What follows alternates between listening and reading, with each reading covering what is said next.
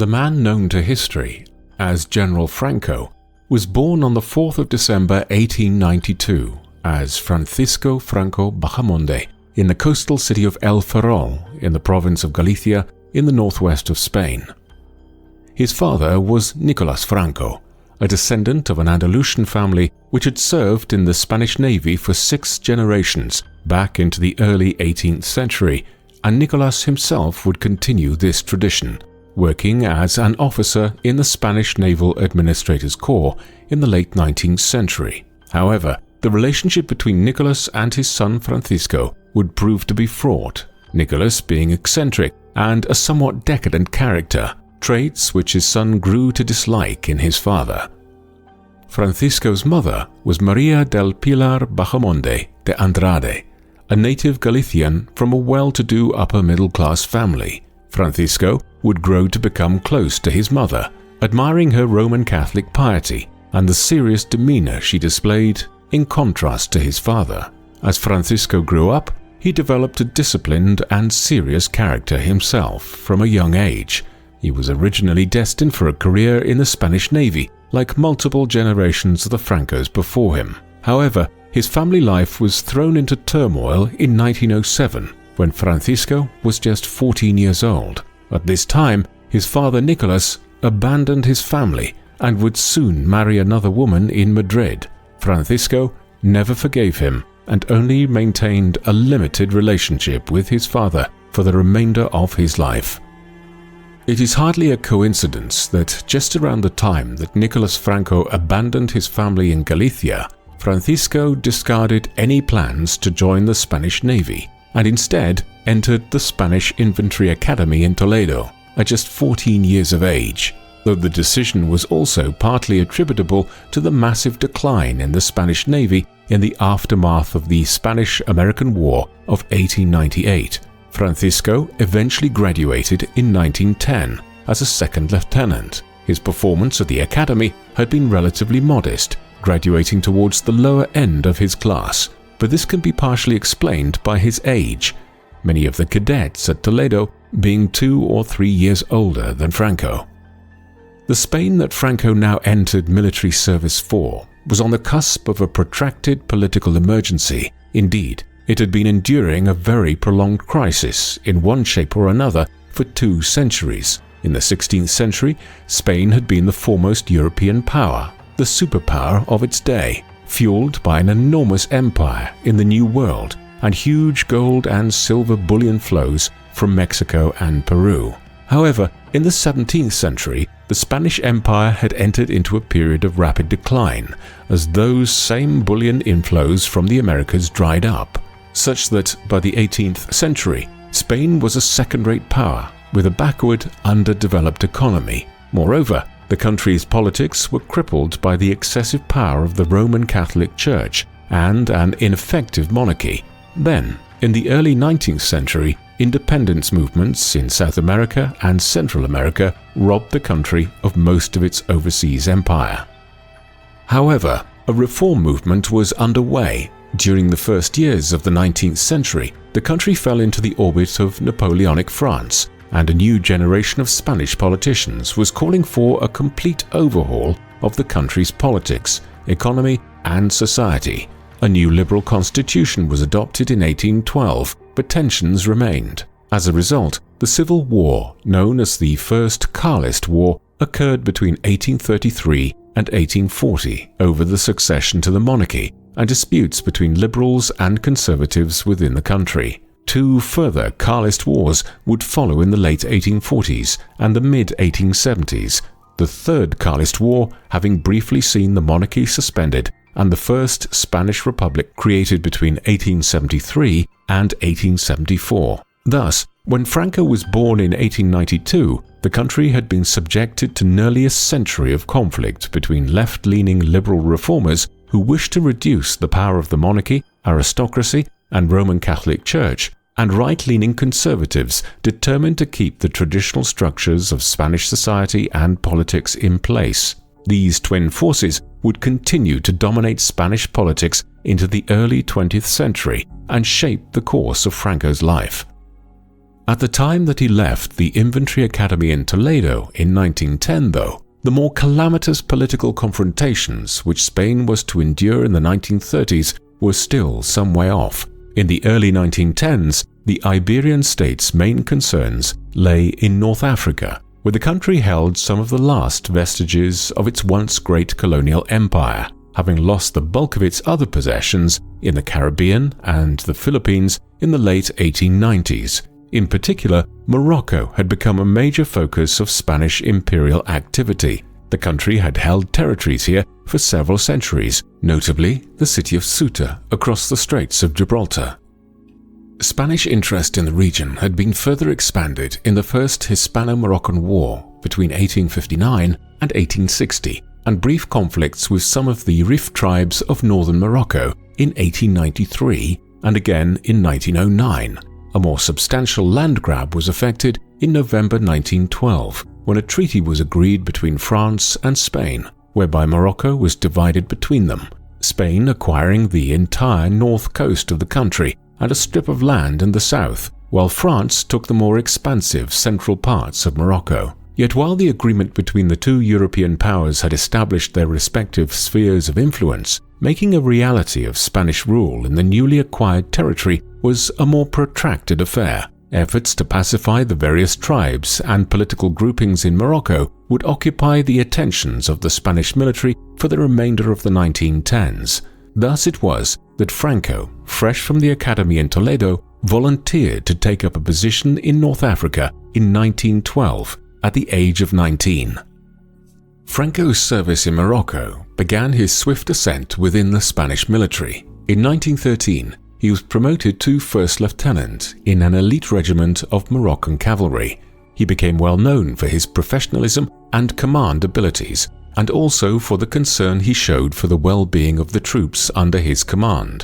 In 1915, he was appointed as a captain, the youngest individual in the entire Spanish army to hold that post. But the following year, in 1916, he suffered a serious gunshot wound in the abdomen. As a result, the young Franco, now just 24 years of age, was sent back to Spain and would spend the next few years back in southwestern Europe. The establishment of the Spanish Foreign Legion in 1920 and Franco's appointment as second-in-command of the newly established brigade was the direct cause of his return to North Africa in the early 1920s, as yet another war erupted between the Spanish and the Berber tribes of the Rif Mountains, one which would last on this occasion for half a decade between 1921 and 1926.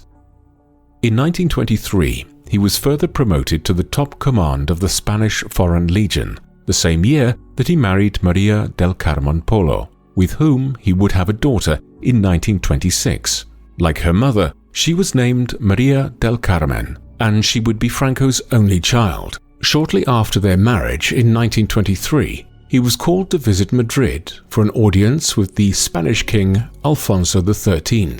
This meeting was indicative of the growing fame which Franco was earning within Spain for his military service in Morocco. Moreover, this occurred at a time when the power of the military was growing. In September 1923, the king endorsed what was effectively a seizure of power by General Miguel Primo de Rivera, who would head the Spanish government for the next 7 years with the slogan "Country, Religion, Monarchy," a clear indication of his desire to rule Spain along traditional conservative lines. Back in North Africa, Franco was instrumental in bringing the Rif War to a successful conclusion in the course of 1925 and 1926. His reputation now soared throughout Spain to that of a national hero, and on the 3rd of February 1926, he was rewarded with a promotion to the rank of Brigadier General. Franco was just 33 years of age at the time, and the elevation to the rank of general made him one of the youngest generals in any European army. 2 years later, he was appointed as the director of the newly established General Military Academy in the city of Zaragoza. These actions of the 1920s were crucial for later events, as Franco's subsequent rise to power in the 1930s was predicated, to a large extent, on the reputation he had gained for his command in North Africa, and also the loyal following he engendered amongst graduates from the academy in Zaragoza between 1928 and the early 1930s. The events which would eventually culminate in the Spanish Civil War and Franco's ascent to power have their origins in 1930. In late January that year, the effective head of the Spanish government since 1923, General Miguel Primo de Rivera, was forced to resign owing to a deepening economic crisis in Spain and public discontent with the direction of the country's politics. There now followed 15 months of political instability in the country, culminating in municipal elections in April 1931, in which the Republicans won over 40% of the vote, as opposed to just 25% for the monarchists. This was perceived as a referendum on the monarchy of King Alfonso XIII, one which he listened to the result of. On the night of the 14th of April 1931, just 2 days after the elections, he left Spain without abdicating. Earlier that same day, the Second Spanish Republic had been formally declared, ending the Spanish monarchy and ushering in a new period of Spanish politics. The leaders of the newly proclaimed republic now undertook wide-ranging reforms of the country, its economy, the role of the church, and the military. As someone who was closely associated with Alfonso's rule and de Rivera's government, Franco's career now stalled. He was removed from his position at the academy in Zaragoza, and the school itself was dissolved. Franco was a monarchist and was ideologically opposed to the Second Spanish Republic, but he nevertheless indicated his willingness to accept the new dispensation and work with the government in the early 1930s. This, however, was not enough to prevent the new government from effectively demoting him to a number of minor commands during the first years of the Second Spanish Republic. The new republic was bedeviled by instability during its brief life, including attempted coups and regional instability, all of which would eventually culminate in the Spanish Civil War. Before that calamitous conflict erupted, however, the country lurched from liberal to conservative regimes and back again.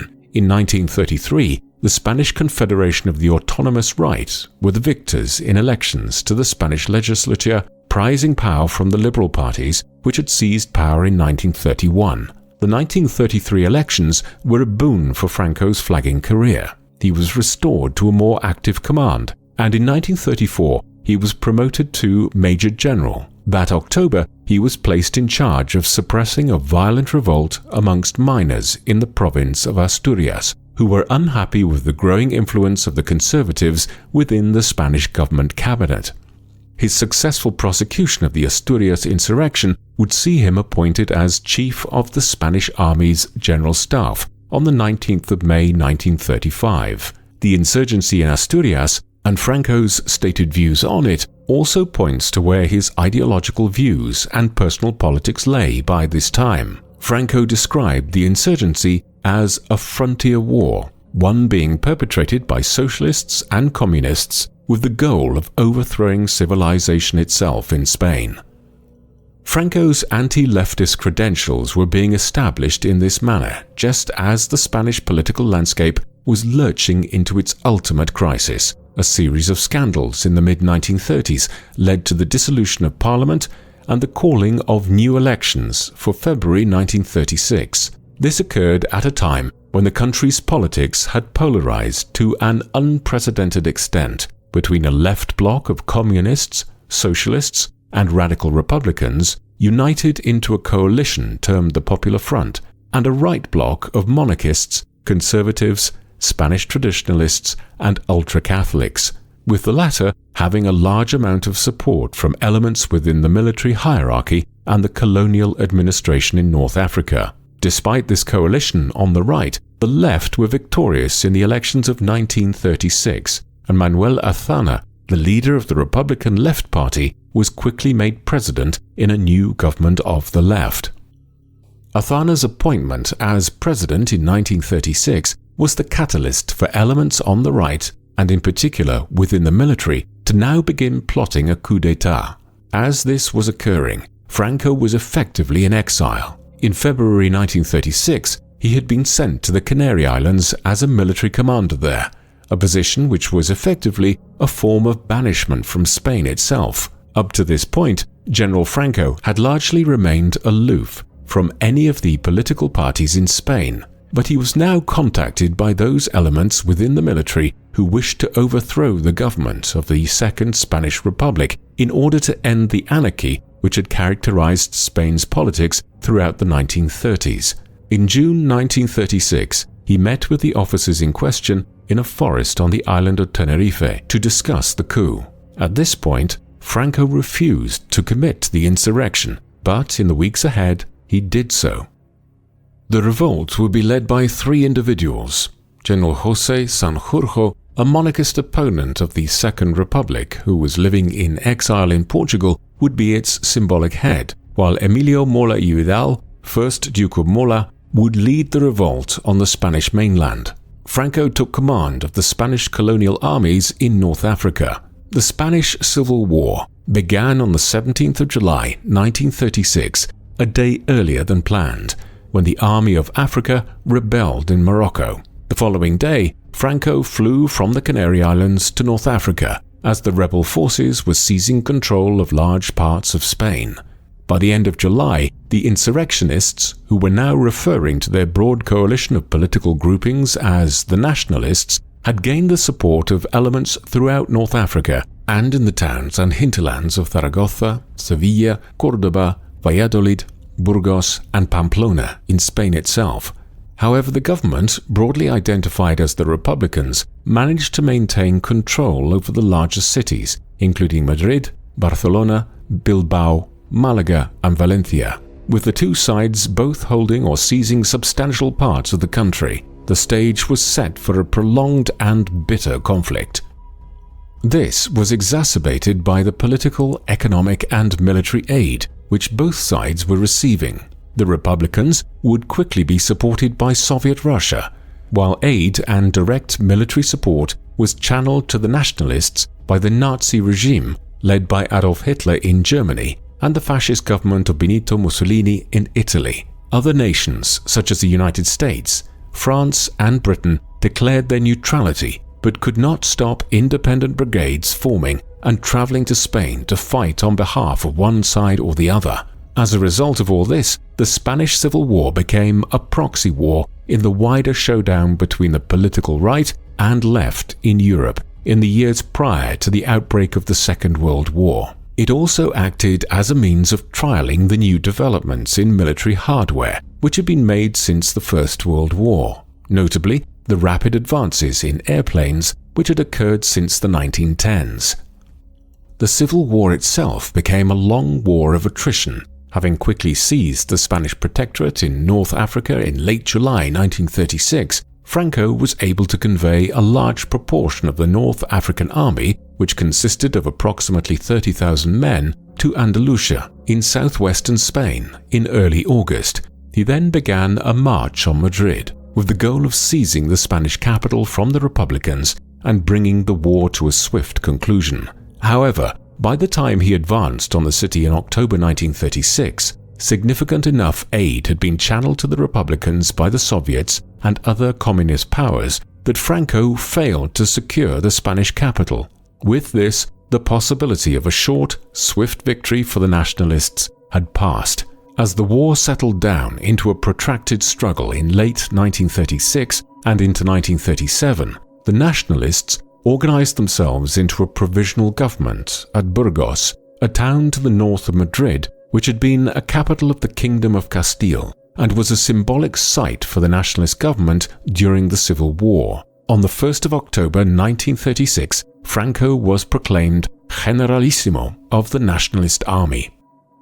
He would soon become the supreme leader of the Nationalists in the Civil War, as on just the third day of the rebellion, the 20th of July 1936, General José Sanjurjo had been killed when flying back to Spain from Portugal. Then, on the 3rd of June 1937, Emilio Mola was also killed in an air accident when his plane flew into the side of a mountain as a result of bad weather when flying to Vitoria in the Basque country. This left Franco as the undisputed leader of the Nationalists in the Civil War and paved the way for his dictatorship in its aftermath.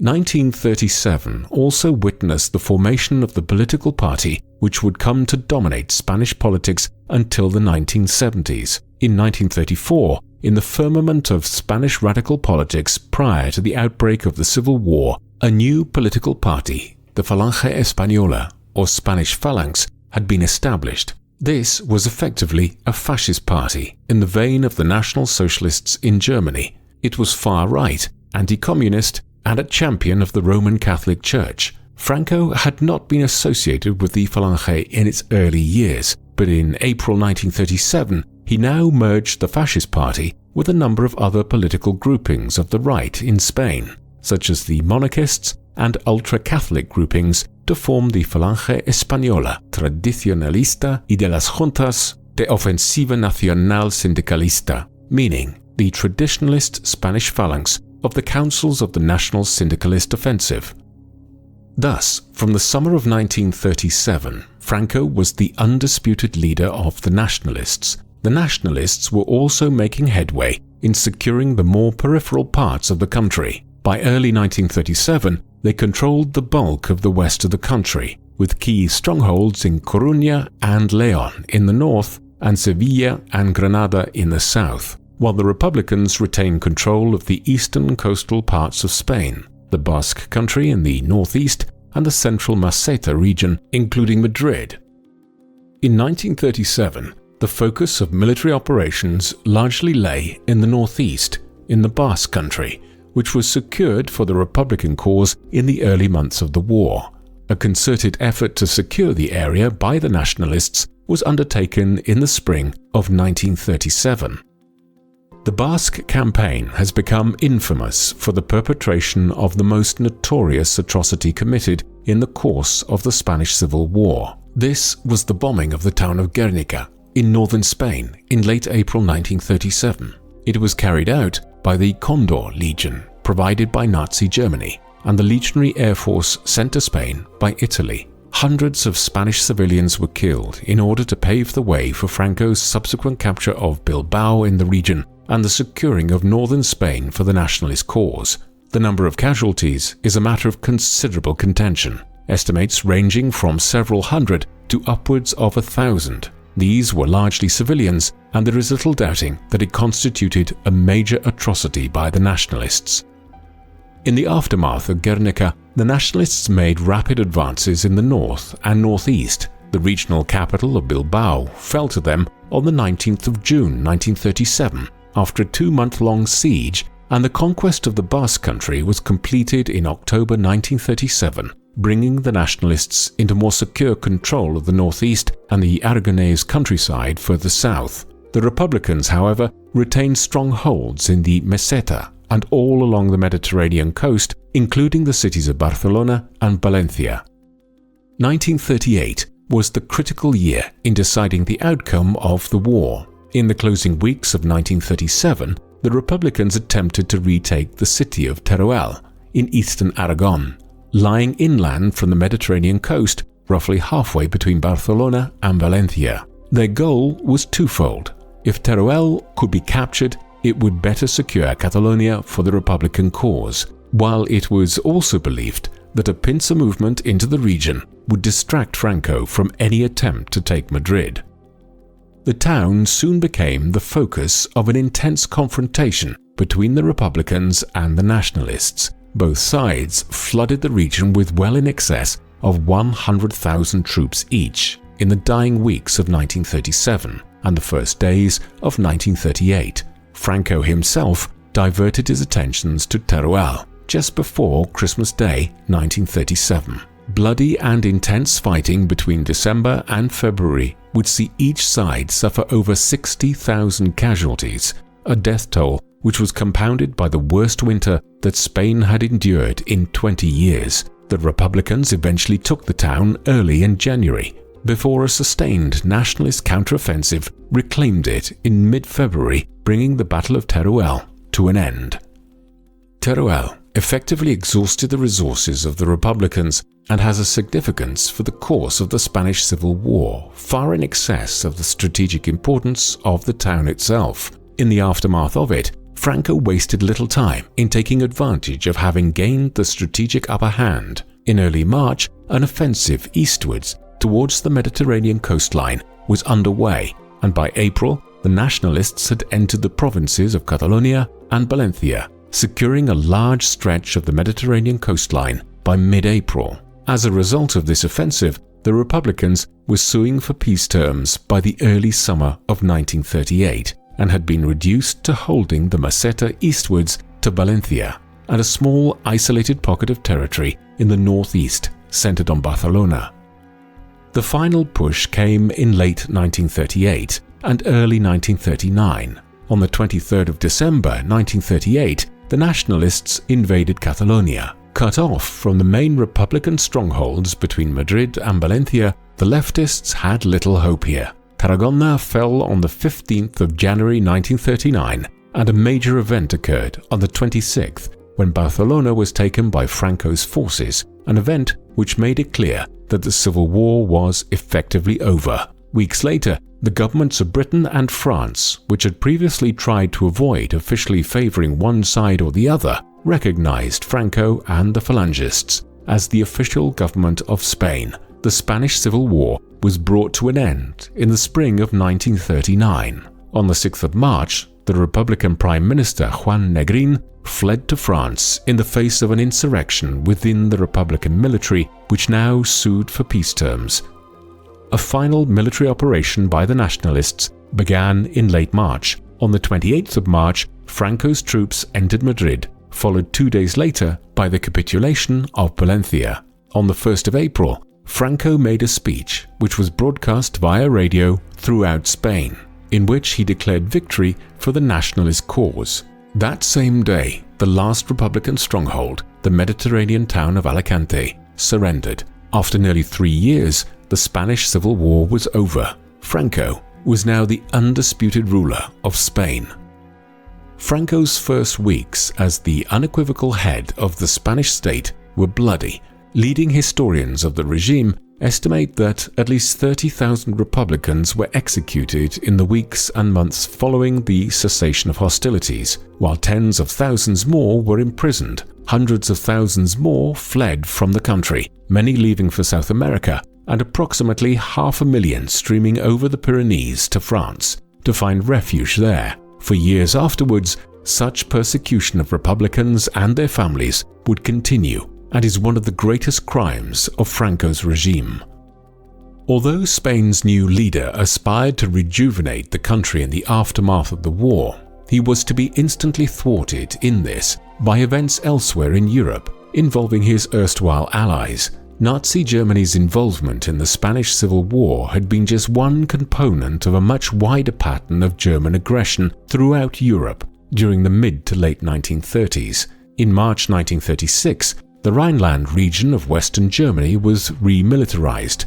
2 years later, in March 1938, a more aggressive action was taken when Germany effectively annexed Austria into Greater Germany. Then, in early 1939, the rest of Central Europe was brought under Nazi control when parts of Czechoslovakia and Hungary were formed into puppet regimes or annexed. Britain and France had tried to appease Hitler and the Nazis as all of this was occurring, but when Germany invaded Poland on the 1st of September 1939, it was a step too far. 2 days later, the governments in London and Paris declared war. One might have assumed that Franco would have been an obvious ally of Nazi Germany and Mussolini's Italy when the Second World War erupted throughout Europe in September 1939. After all, both the Germans and the Italians had provided significant, perhaps crucial support to the Spanish fascists during the Spanish Civil War, and as a result had paved the way for Franco's rise to power. And yet Spain would remain neutral for the most part throughout the conflict. Franco's reasons for not joining the Axis powers during the war were mixed. In the autumn of 1939, the motive was sheer war exhaustion. The Spanish Civil War had only been brought to an end in April 1939, and there was a country to be rebuilt and civil strife to be recovered from when the issue arose of whether to join Hitler and Mussolini in their general war just a few months later. But Franco's stance in this regard shifted considerably in the months ahead, following the lightning-quick conquest of Denmark, Norway, the Low Countries, and France by Germany in the late spring and early summer of 1940. The Spanish dictator indicated to Hitler in mid-June 1940 that he was willing to join the war. Negotiations to this effect were held at Hendaye in southern France on the 23rd of October 1940 between Franco and Hitler.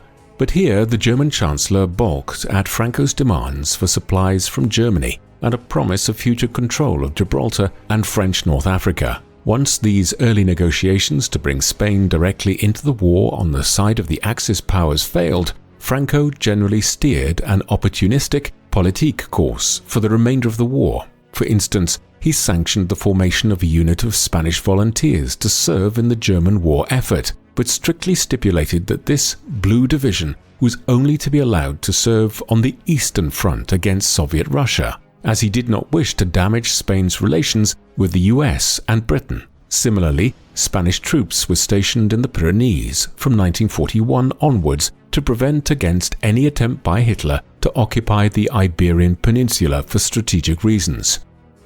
More revealingly, Franco shifted his stance as the course of the war altered in 1942 and 1943, with the German armies having been stopped on the Eastern Front and then forced into a retreat back towards Poland and Germany by the advancing Soviet Red Army. Franco saw that Hitler and his allies were doomed and accordingly began engaging in a more strict neutrality and was increasingly accommodating of the Allies from 1943 onwards. Allied troops who were downed in France in air missions could flee to Spain and were given safe passage back to their respective countries from the Iberian Peninsula. This certainly gained the appreciation of both the British Prime Minister Winston Churchill and the US President Franklin D. Roosevelt at the time. But Franco was not so well liked in the aftermath of the war by the Western powers. In the aftermath of the global conflict, Spain was not invited to join the newly established United Nations, owing to the sympathetic stance it had displayed towards Nazi Germany during the war, and the country under Franco was ultimately excluded from that international body until 1955. Once the Second World War concluded in 1945, Spain finally found itself free of either its own civil war being fought internally or a global war raging everywhere around it for the first time in nearly a decade.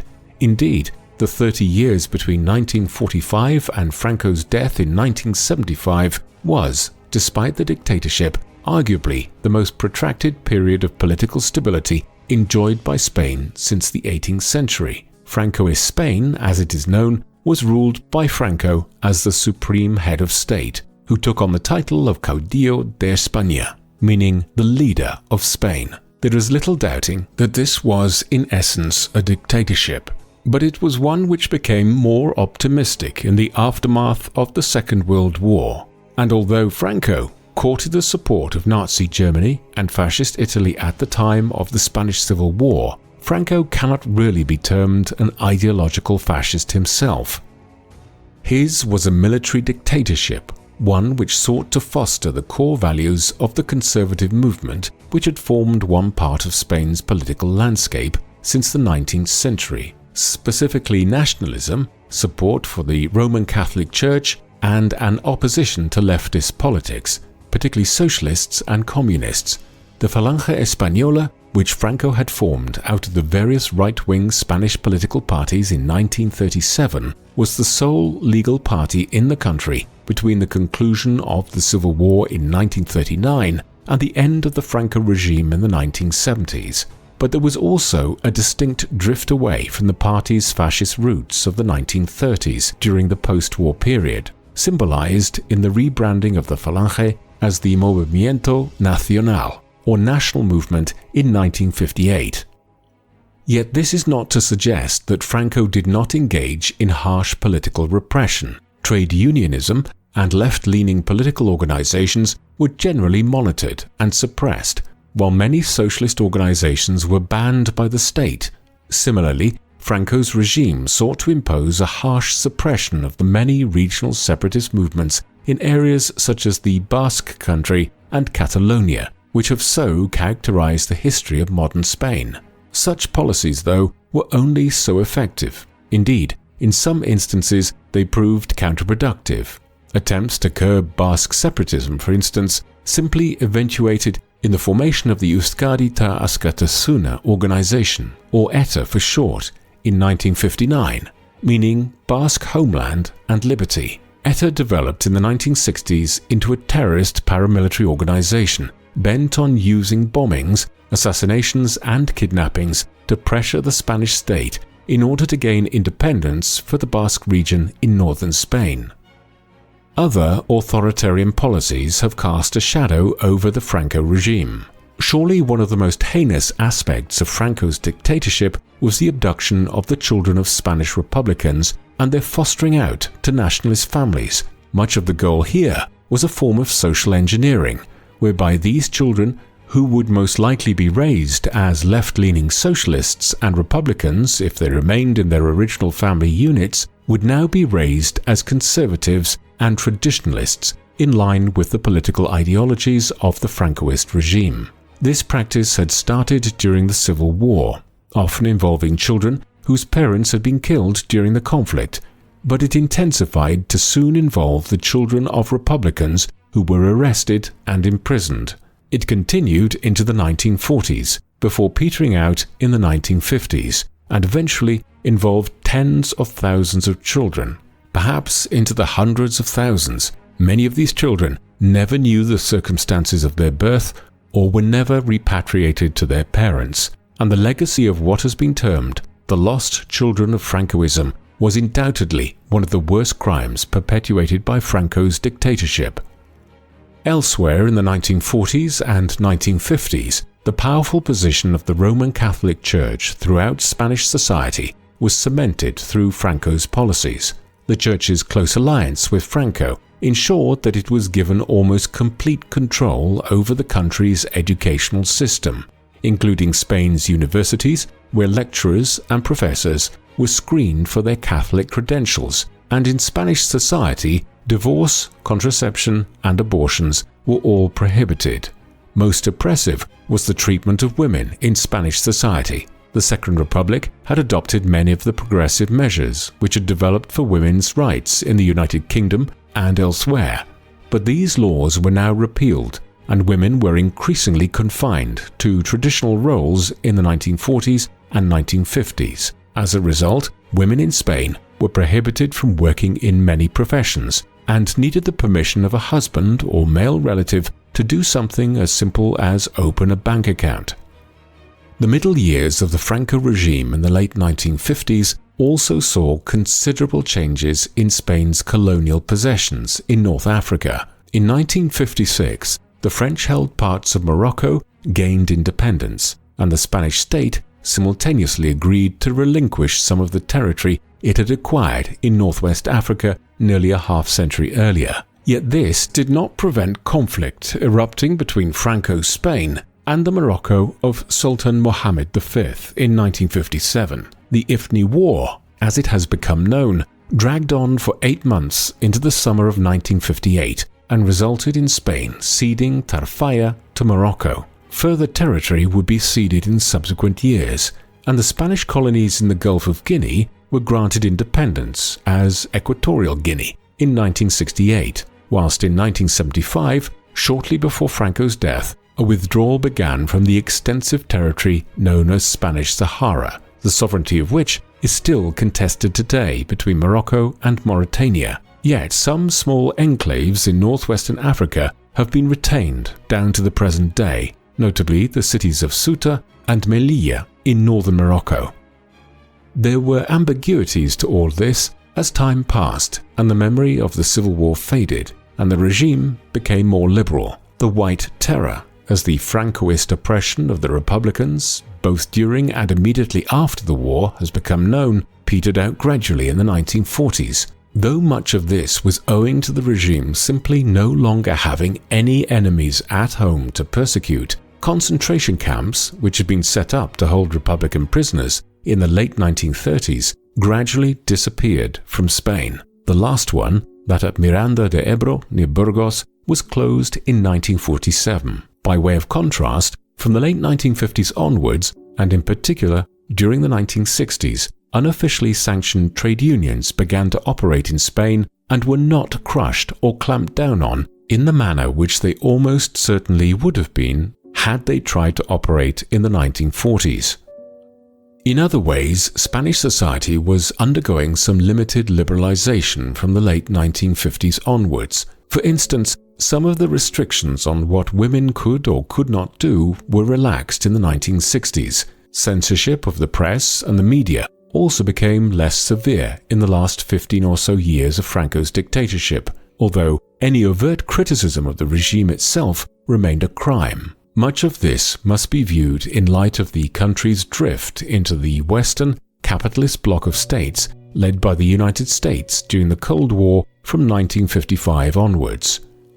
As Spain found common ground with these countries, Franco became less authoritarian at home and more inclined to liberalize certain aspects of Spanish society. The ambiguities of Franco's dictatorship are most clearly evident when examining his economic policy. It is impossible to dismiss the success of Spain's economy during Franco's tenure as the Spanish head of state. Ever since the late 17th century, the country had languished in a state of seemingly perpetual economic backwardness, with a lack of industry and an over-reliance on unproductive farming methods carried out on large estates. All of this was compounded by the devastation caused by the Spanish Civil War, and for much of the 1940s, the country was on the brink of bankruptcy with only a meager economic recovery occurring. However, from the late 1950s, economic growth took off to such an extent that the last 15 or so years of Franco's regime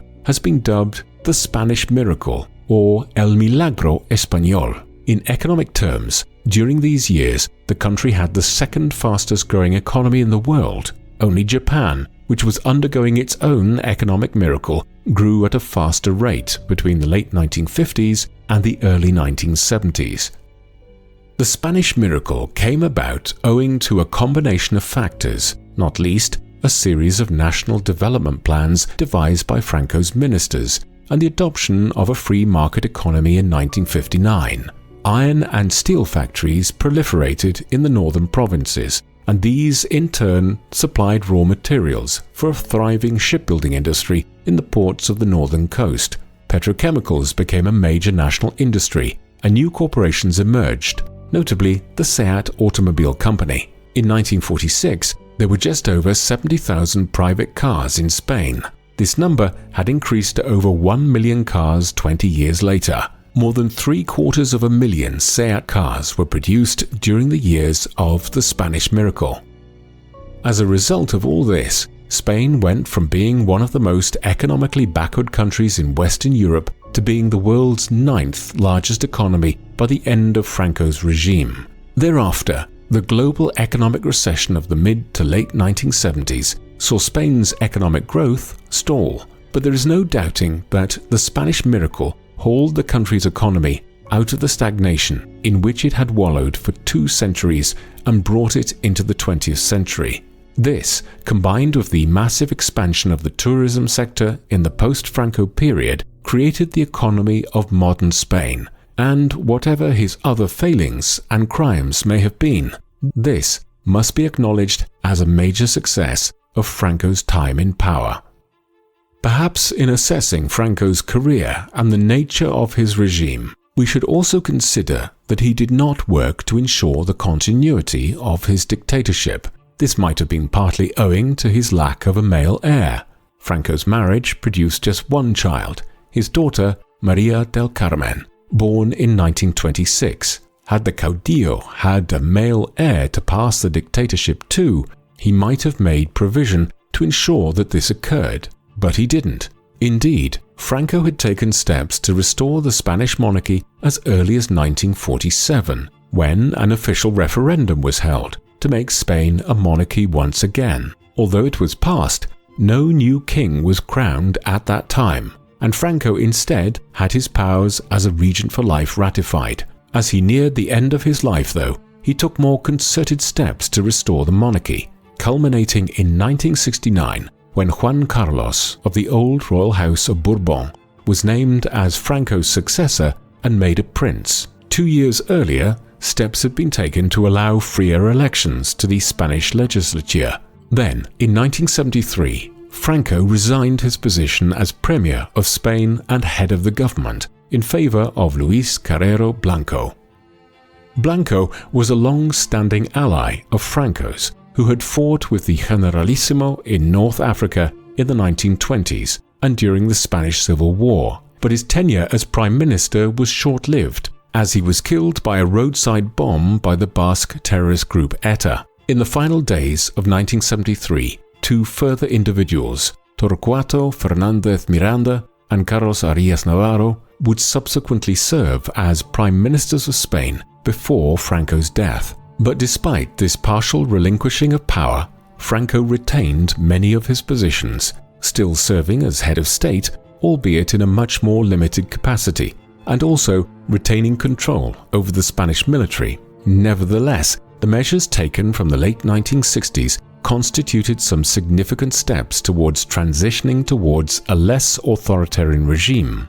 And at the end of Franco's life and following his death, the country would quickly transition to a democracy. This would come in the mid-1970s. By the late 1960s, Franco was approaching 80 years of age. His health was declining considerably. This worsened into the 1970s, in part because the Spanish dictator was suffering from Parkinson's disease. In 1974, he was sufficiently incapacitated on a number of occasions that his duties were passed in part to Prince Juan Carlos. His last official engagement occurred on the 1st of October 1975 when he gave a speech in Madrid, whereat he was said to have been particularly frail-looking. 4 weeks later, he fell into a coma and was put on a life support machine. There is some dispute as to whether he died on the 19th of November or in the early hours of the 20th, either from a heart attack or septic shock. His body was buried in the Valley of the Fallen, a huge burial tomb near Madrid, which had been constructed as a mausoleum and a memorial to those who had died in the Civil War, though it has recently been exhumed from here and removed to a family crypt on the outskirts of the Spanish capital. Although he professed a commitment to maintaining the system Franco had created and overseen for over 35 years, Juan Carlos moved to rapidly dismantle the authoritarian Francoist state as soon as the caudillo died in the early winter of 1975. A constitutional monarchy was established in the 3 years that followed. On the 15th of June 1977, the first free and open general election to have been held in Spain since 1936 took place, returning a high number of centrist and left-wing delegates to Parliament, an indication of the shift away from the right-wing politics of the Franco era. A year and a half later, a new constitution was ratified in December 1978. This has become the basis of Spain's modern constitutional monarchy, the total failure of an attempted coup d'etat in February 1981 by elements within the Spanish military who wished to see a restoration of authoritarianism in Spain was indicative of how quickly the country had successfully transitioned into a liberal democracy in the years immediately following Franco's death. General Francisco Franco is perhaps the most ambiguous of the dictators who seized power throughout Europe in the mid-20th century. He came to power as a result of a bloody civil war in which the conservative military bloc which he led was forever tarnished through a series of atrocities such as occurred in Guernica in April 1937, and through its associations with Nazi Germany and Fascist Italy. In the 1930s and 1940s in particular, Franco's regime was responsible for the killing, arrest, or drastic interference in the lives of millions of Spanish civilians. This was especially the case in the aftermath of the Civil War, when the Spanish courts were dealing in the summary conviction and execution of hundreds of Republicans every day for months on end. Any assessment of his career must start by acknowledging this terrible legacy.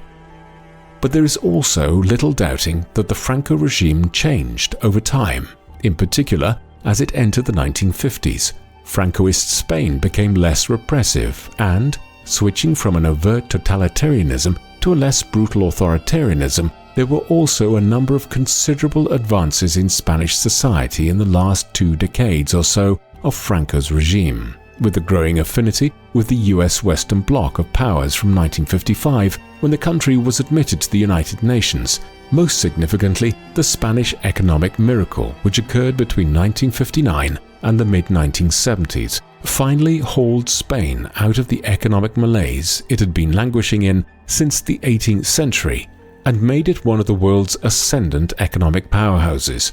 This created economic opportunities and prosperity for the Spanish working and middle class, which was unparalleled up to that point in modern Spanish history. This certainly does not excuse Franco's crimes, but it should be considered in any balanced appraisal of his time in power. And then there is the character of Franco himself. Who or what was he? He was an exceptionally private man, and the real Francisco Franco is hard to identify.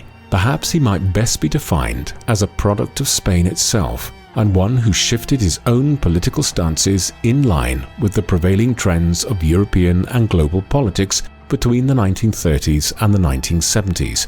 In the years leading up to the Civil War, he was a staunch advocate of Spanish conservatism, one of the 2 prevailing political stances in the country since the early 19th century. In this respect, he was an ardent anti-communist, a feature which was perhaps the most consistent aspect of his political views throughout his 4 decades in power. However, despite his ties to Hitler and Mussolini, Francisco Franco was not really a fascist, and in the course of the 1950s, the regime softened its stances considerably, eventually drifting towards closer ties with the US and the Western European states, as the Cold War made the right-wing Spanish regime a natural ally. Thus, Franco adapted to fit the prevailing political winds. Perhaps this was who he was in the end, a political chameleon, born of the chaos of Spanish politics in the age of extremes, which characterized Europe in the first half of the 20th century. What do you think of General Franco? Should we view him entirely in light of his brutal takeover of Spain in the 1930s, or did his later rule substantially rehabilitate him from his earlier crimes? Please let us know in the comment section. And in the meantime, thank you very much for watching.